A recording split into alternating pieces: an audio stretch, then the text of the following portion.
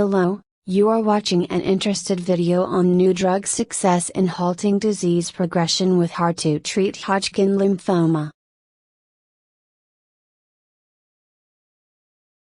Please read this disclaimer carefully. A new drug has seen success in halting disease progression in adults with hard to treat Hodgkin lymphoma following stem cell transplantation, according to the results of a phase 3 trial. Hodgkin lymphoma is a cancer of the white blood cells, called lymphocytes. This year, more than 9,000 Americans will be diagnosed with the disease. Lead study author Dr. Craig Moskowitz, a professor of medicine at Memorial Sloan Kettering Cancer Center in New York, NY, and his team published their findings in The Lancet. Hodgkin lymphoma, also referred to as Hodgkin disease, is a cancer of the white blood cells, called lymphocytes. It is the most common type of blood cancer found among individuals aged 15-35, and around 9,050 Americans are expected to be diagnosed with the disease this year. The two primary treatments for Hodgkin lymphoma are chemotherapy and radiotherapy. While the majority of patients respond to such treatment, others do not, or the cancer comes back within a few months. For these hard-to-treat patients, high-dose chemotherapy combined with autologous stem cell transplantation, ASCT, becomes an option. ASCT involves replacing the stem cells lost from the high-dose chemotherapy with stem cells from a healthy donor. However, even after undergoing high-dose chemotherapy and ASCT, around half of patients with hard-to-treat Hodgkin lymphoma do not respond to the treatment or relapse. For their phase 3 trial, Dr. Moskowitz and colleagues set out to see whether a drug called brentuximab vedotin, BV, if given to patients immediately after ASCT, could prevent Hodgkin lymphoma progression. BV is an antibody that sticks to a protein called CD30, which is found on the surface of Hodgkin lymphoma cells. By sticking to this protein, BV has the ability to deliver a strong chemotherapy drug directly to the cancer cells, killing them.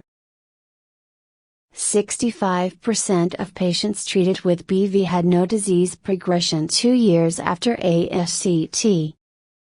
The researchers enrolled 329 patients aged 18 or older with Hodgkin lymphoma who were at high risk of disease progression or relapse following ASCT. After undergoing ASCT, patients were randomly assigned to receive either 16 cycles of BV intravenous infusions once every 3 weeks or a placebo.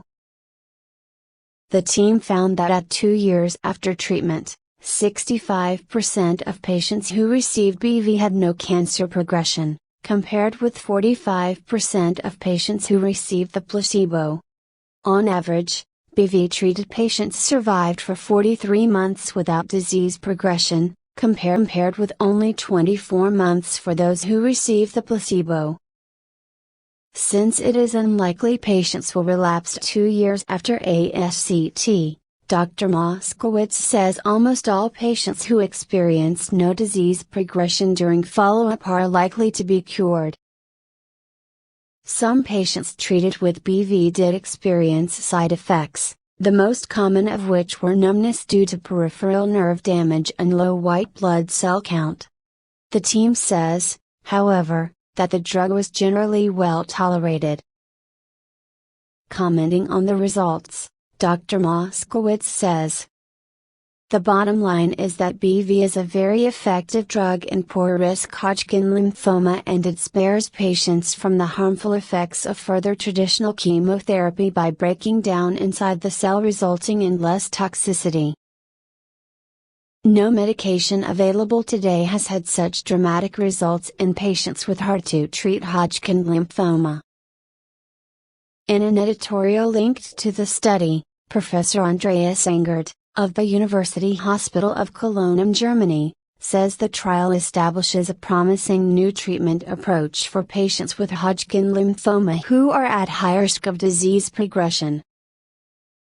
He notes, however, that an almost 50% survival at 24 months for patients in the placebo group raises the question as to whether many of the patients included were actually at high risk of relapse.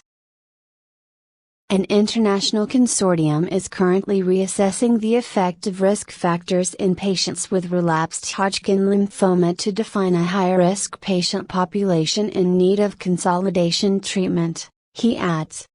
We look forward to a better definition of patients with relapsed Hodgkin lymphoma who should receive consolidation treatment with brentuximab vedotin.